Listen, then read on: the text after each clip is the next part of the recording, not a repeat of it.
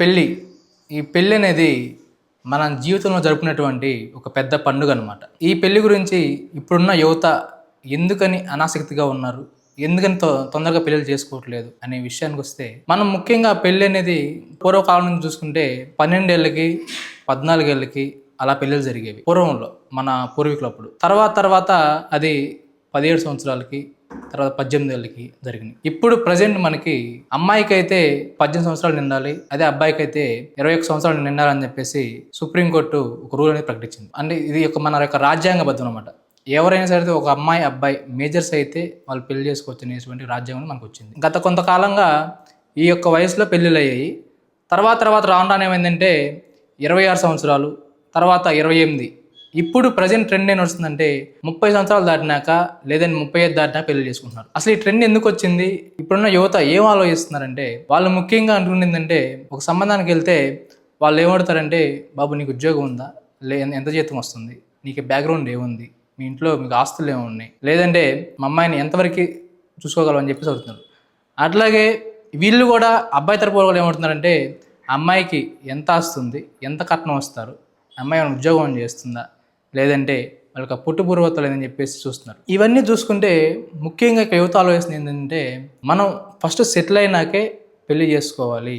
ముందు చేసుకుంటే ఇప్పుడున్నటువంటి ప్రజెంట్ కల్చర్లో మనం బతకలేము. ఎందుకంటే ఇప్పుడున్నటువంటి రేట్లు అవ్వచ్చు, అంటే నిత్యావసర రేట్లు నేను చెప్పేది, మనకు ఉప్పు పప్పు దగ్గర నుంచి కూడా ప్రతిదీ కూడా రేట్లు పీక్స్లో ఉన్నాయి అనమాట. ఒక సిటీకి వచ్చి బతకాలంటే తక్కువ మీకు అతని శాలరీ 30 నుంచి 50 వేల దాకా శాలరీ ఉంటేనే అతను ఇక్కడ బతకగలడు. తన 4 ఏళ్ళు లోపలికి వెళ్తానికి ఆస్కారం ఉంటుంది. అదే మన పల్లెటూరులో అనుకోండి, అతనికి 15 వేలు వచ్చినా బతికేస్తాడు. ఇక్కడ నేను చెప్పాలనుకున్నది ఏంటంటే, ముఖ్యంగా ఈ రేట్ల వల్ల యువత పెళ్లి గురించి ఆలోచించట్లేదు.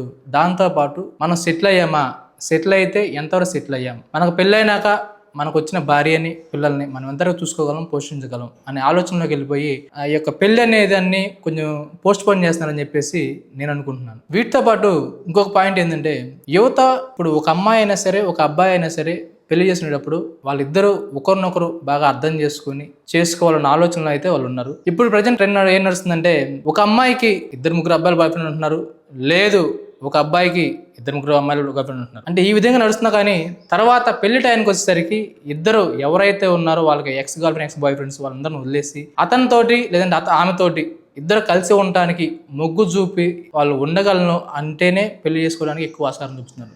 లేదు అంటే అలా కాకుండా పెళ్లి చేసుకుంటే ఆ పెళ్ళైన తర్వాత 1 మంత్కో లేదంటే 2 మంత్స్కో వాళ్ళ యొక్క మధ్య మనస్పర్ధలు వచ్చేసి, లేదంటే తన యొక్క ఇష్టాలు వాళ్ళ మీద రుద్దటం కానీ, లేదంటే వాళ్ళ యొక్క భావాలకు మనం తగినట్టు నడుచుకోపోయినా కానీ ఆ ఇద్దరి మధ్య బంధం అనేది తెగిపోయి డైవర్స్ అనేది మారుతుందన్నమాట. ఈ మధ్య కాలంలో ఇలాంటి డైవర్స్లు నాకు తెలిసి చాలా జరిగినాయి.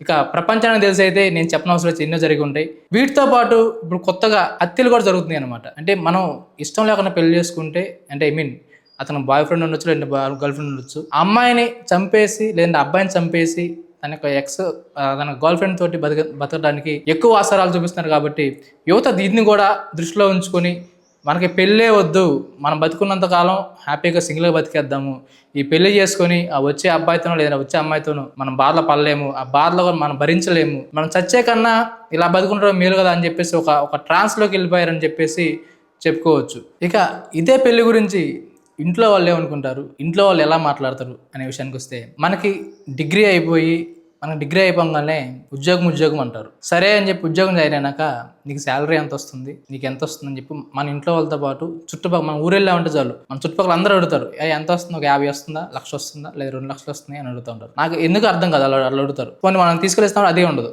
అలా అడిగినాక తర్వాత ఘట్టం ఏంటంటే పెళ్ళిక, ఎరా ఎప్పుడు పెళ్ళి, ఏమన్నా మీ అబ్బాయి పెళ్లి చేయరా, ఏమంటే మీ అమ్మాయి పెళ్లి చేయరా అని చెప్పి క్వశ్చన్ చేస్తూ ఉంటారు.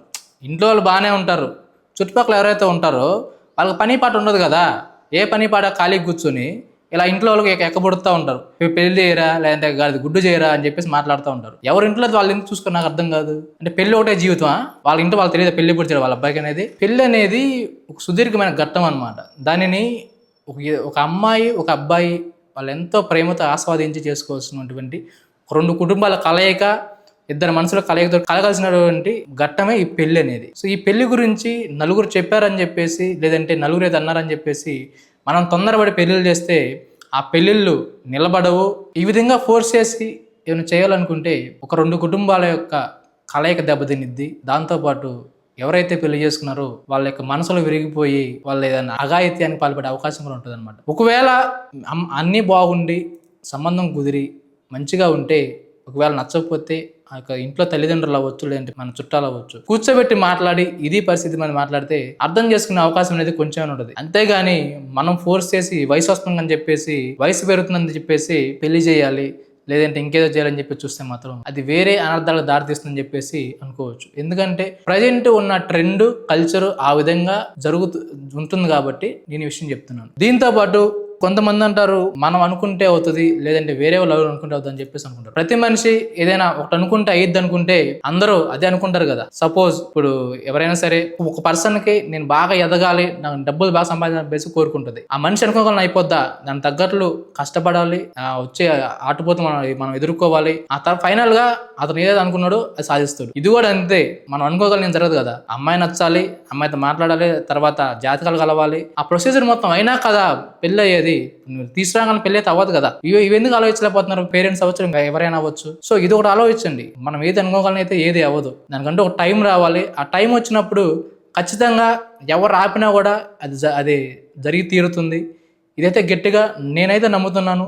మరి మీ నమ్మకం అనేది మీకు తెలుసు. దాంతో ఇంకోటి ఏంటంటే, ఇప్పుడున్న ప్రజెంట్ ట్రెండ్ ప్రకారం ఆలోచిస్తే ఒక భాగస్వామి లేదంటే వరుడవచ్చు, వాళ్ళు ఏం ఆలోచిస్తున్నారంటే, నేను పెళ్లి చేసుకుపోయే అమ్మాయి కూడా ఉద్యోగం చేస్తే మేమిద్దరం కలిసి మా ఇద్దరి జీతాలతోటి సిటీలో మా యొక్క లైఫ్ని మేము మంచిగా లీడ్ చేయొచ్చు, మా ఎటువంటి కష్టాలను మేము బతకచ్చు అని చెప్పేసి ఆలోచన చేస్తున్నారు. అలాగే అమ్మాయి కూడా ఏం ఆలోచిస్తుందంటే, నేను చేసుకుపోయే అబ్బాయికి 1,00,000 శాలరీ లేదా 1,50,000 శాలరీ ఉండి, అతనికి వెల్ సెటిల్డ్ బ్యాక్గ్రౌండ్ మంచిగా ఉండి, మంచిగా ఒక ఓన్ ఫ్లాటు, అలాగే ఇంకా బిజినెస్ లాంటివి ఉంటే నేను మంచిగా బతికేయచ్చు, ఎటువంటి కష్టాలు లేకుండా హ్యాపీగా సాధారణ బతికొచ్చు అని చెప్పేసి ప్లాన్లు చేస్తున్నారు. అంటే ఈ యొక్క ఆలోచన విధానం కూడా ఇప్పుడున్నటువంటి యువతలో పెళ్లి చేసుకోవడానికి ఒక కారణం అని చెప్పేసి నేను అనుకుంటున్నాను. కానీ ఇక్కడ మేజర్గా ఇంకో విషయం ఏం చెప్తున్నారంటే, పెళ్ళనే కాదు ఏదైనా సరే ఏ వయసులో జరగాల్సిన ముచ్చట ఆ వయసులో జరిగితేనే బాగుంటుందని చెప్పేసి ఒక సామెత ఉంది.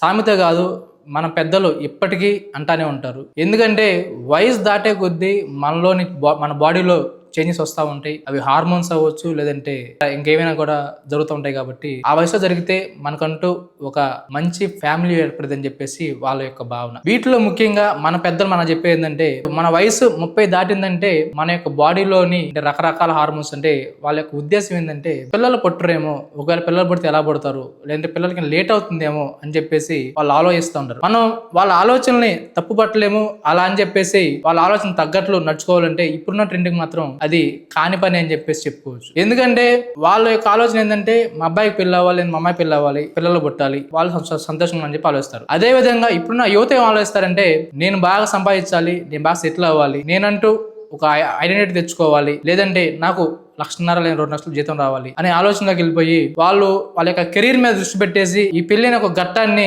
పోస్ట్ పోన్ చేస్తున్నారని చెప్పేసి చెప్పుకోవచ్చు. ఈ విధంగా చేయడం వల్ల ఏమవుతుందంటే, ఇటు పక్క ఫ్యామిలీకి నష్టం జరుగుతుంది, ఇంకో పక్క వాళ్ళకి నష్టం జరుగుతుంది. ఎలాగంటే ఈ యొక్క కెరీర్ మీద దృష్టి పెడతాం వల్ల మన యొక్క వయసు దాటిపోతుంది. 30 to 35 మధ్య అయినా చేసుకుంటే బెటర్. కానీ 35 దాటిందంటే మాత్రం మనిషి యొక్క, అంటే అతని యొక్క బాడీలో అవ్వచ్చు, లేదంటే అమ్మాయి యొక్క బాడీలో అవ్వచ్చు, చేంజెస్ అన్ని మరీ ఎక్కువైపోతాయి. ముఖ్యంగా అమ్మాయిలకి ప్రెగ్నెన్సీ వచ్చే ఛాన్సెస్ అనేది చాలా తక్కువ ఉంటుంది, 30 దాటినా కానీ. సో అందువల్ల ఏం చేస్తారంటే మాక్సిమం 35 లోపే పెళ్లి చేయడానికి ఎక్కువ ట్రై చేస్తారనమాట. ఈ పెళ్లి విషయంలో నేను చెప్పేది ఏంటంటే, మనం ఒకటి చేయాలి. అదేంటంటే, ఇంట్లో వాళ్ళు సంబంధాలు చూసినప్పుడు ఆ సంబంధం యొక్క, అంటే మనం చూడంగానే ఫోటోలో తెలిసిపోద్ది, లేదంటే అతను ఎట్లా ఉన్నాడు, ఆ అమ్మాయి ఎట్లా ఉంది అనే విషయాన్ని ఫోటో తెలిసిపోద్ది. ఎందుకంటే ఇప్పుడున్న ట్రెండ్లో డిజిటలైజేషన్ వచ్చేసింది కాబట్టి ఫోటోషాపుల్లో ఫోటోలు కరెక్షన్ చేసుకోవడం వల్ల ఫోటోలు బ్రైట్ అవ్వచ్చు, లేదంటే తగ్గొచ్చు, లేదంటే అక్కడ ఫేస్లో మనకు తెలిసిపోతుంది ఆ గ్లో అనేది. సో చాలా మంది ఈ విధంగా చెప్తారు. లేదంటే డైరెక్ట్గా పెళ్లి చూపులకు వెళ్ళిపోయి ఆ అమ్మాయిని కానీ ఆ అబ్బాయిని చూసేసి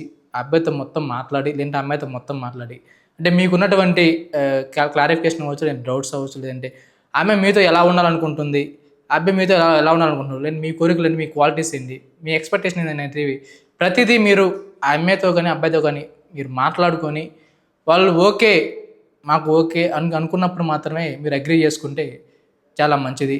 మన పెద్దవాళ్ళకు కూడా మనం బాగుండమే కావాలి కాబట్టి వాళ్ళు కూడా అమ్మ నాకు క్వాలిటీ లేదు, నాకు ఈ అమ్మాయి నచ్చలేదు, నాకు మైనస్ ఉంది కాబట్టి నేను చేసుకొని నేను ఉండలేను అని మనం సర్ది చెప్పుకుంటే వాళ్ళు కూడా వినే పరిస్థితి ఉంటుంది అనమాట.